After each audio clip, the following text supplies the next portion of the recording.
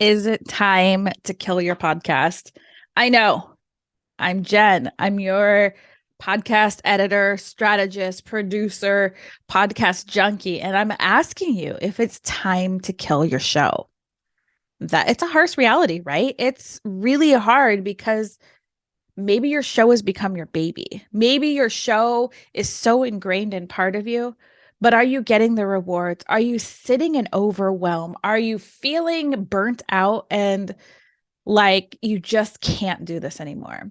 If you listen to the last episode that released on March 21st, 2023 on the podcast, you know that there's different types of overwhelms and two main reasons that podcasters fall into this overwhelmed state.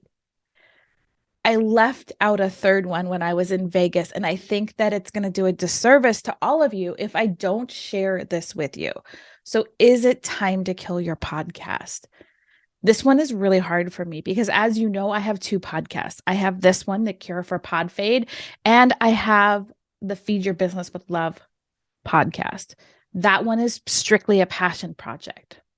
Is it time to kill my passion project has been on my mind because it does take time now that I'm leveraging podcasting even more in my business and I've gone all in with podcasting. Is it time to let go of my other show? And right now, my answer is no. And here's my reason for it. One, I still really, really enjoy having that show. It is still a core mission of mine to create a tsunami of self-love in your business and in your life. That is a core mission of mine. What was that? That's two. So three, that is that I am still networking through that show. That show allows me to talk to a lot more people in business because it isn't as niche down as this show. It is still a top 5% podcast in the world, ranking in over all of the podcasts that are out there. It's still a top 5%.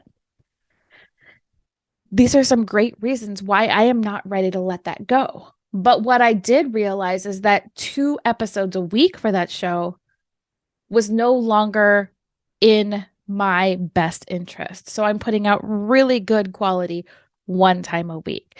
I am opening that one up to more interviews because I loved when that show was all interviews. I loved having back-to-back interviews. I loved having those constant connections.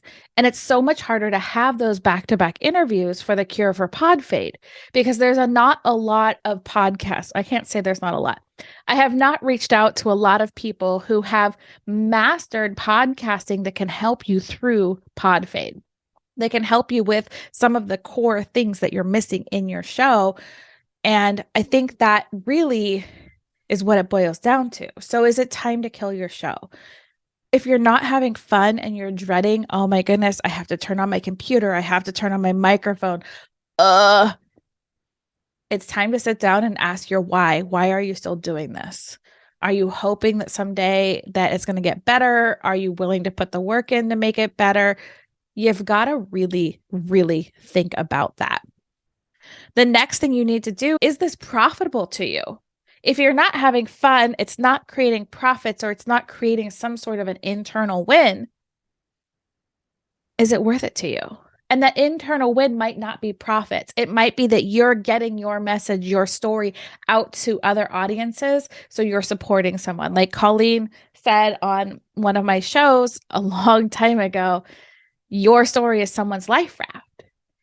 Your internal profit, your internal success might be that you are still supporting others. If you are an advocate for something, and you still have some passion behind it, you may not be in love with it. You may not be having fun, but that advocacy part where you are getting the reach outs that's like, wow, that really impacted me. Wow, I don't feel that alone.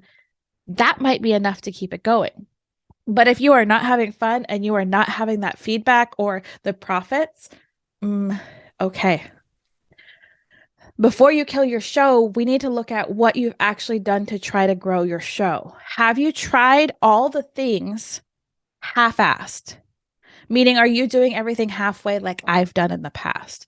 Because I was scared of being seen and heard and misunderstood and judged. I would start to get some traction and then I would pull back. I would go all in and then I'd pull back.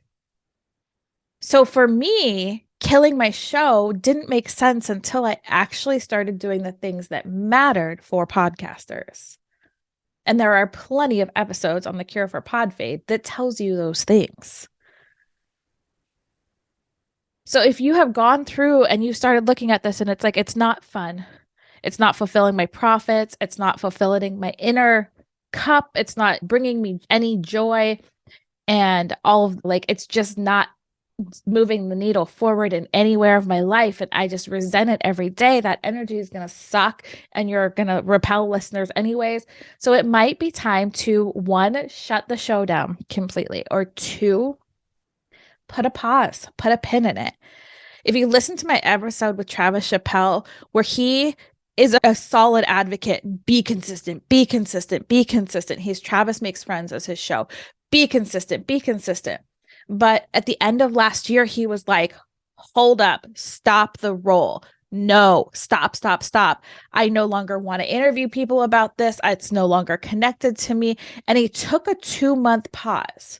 That is terrifying for a podcaster, especially somebody who's had that much growth and had put so much money into ads to build his show, build the network, or grow your network, or I forget what it was originally called. But he took a 2-month pause to inner reflect. So maybe it's time for just a pause instead of you going forward and being like, all right, I'm shutting this down and I'm done. So that's what I want you to start thinking about. Is it time to kill your show? Maybe not.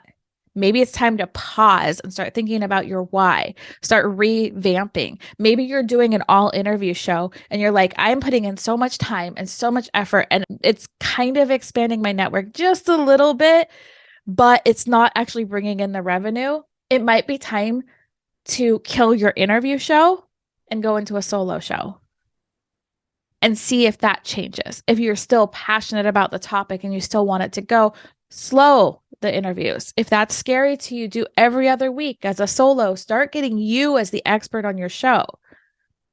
Interview shows are not dead per se, but if you want to move faster into profiting, getting your message out, positioning yourself as an expert, you gotta start doing some solo episodes. The more solo you can do, the more you will gain the authority in your industry. So it might be just a revamp. You may go from more originally you're interviewing to more solo. Maybe you're sharing coaching calls with people like I do with the profitable podcast CPR audits that I offer for free, which are those 30-minute calls where I dig into your podcast for 30 minutes and we just coach. It's not a sales call. It's just a coaching. But in turn for you coming in, I might use your show as an episode so that other people can see how I coach. You could probably do that in your business too. You can even do it anonymously because again, podcasting, no video. So even if you're coaching private matters, if someone's willing to share their private matter without their name, you could even change voices so that people can see your coaching style. Gold. Pure gold. So I want you to start thinking about this because before you give up, before you completely fade out, let's look at why you are no longer interested in your show and how we can make the changes. And if you're really, really struggling with this, I have some exciting news for you. Next week, starting March 27th, I'm doing a 5-day profitable podcast CPR boot camp where we are going to resuscitate your podcast so that we can resuscitate and revive your revenue by getting crystal clear on where the holes are, by rediscovering that passion, purpose, pleasure, and play so that you could revive and ramp up your revenue. Day 4, we're going to talk about how to sell from your podcast. Podcast story selling is what I call it. And day 5 is my all-time favorite day. That's behind the scenes hot seat coaching. For those of you that are participating in the 5-day boot camp, that's hot seat coaching. That's getting me into your business and giving you some sort of a strategy plan to move forward. And I'm really excited about that. And if you're interested in joining that, it's podcastcprbootcamp.com. And I hope to see you next week. So go out, make today amazing because you are beautiful, you are wonderful, you are worthy. Now go do the thing. See you later.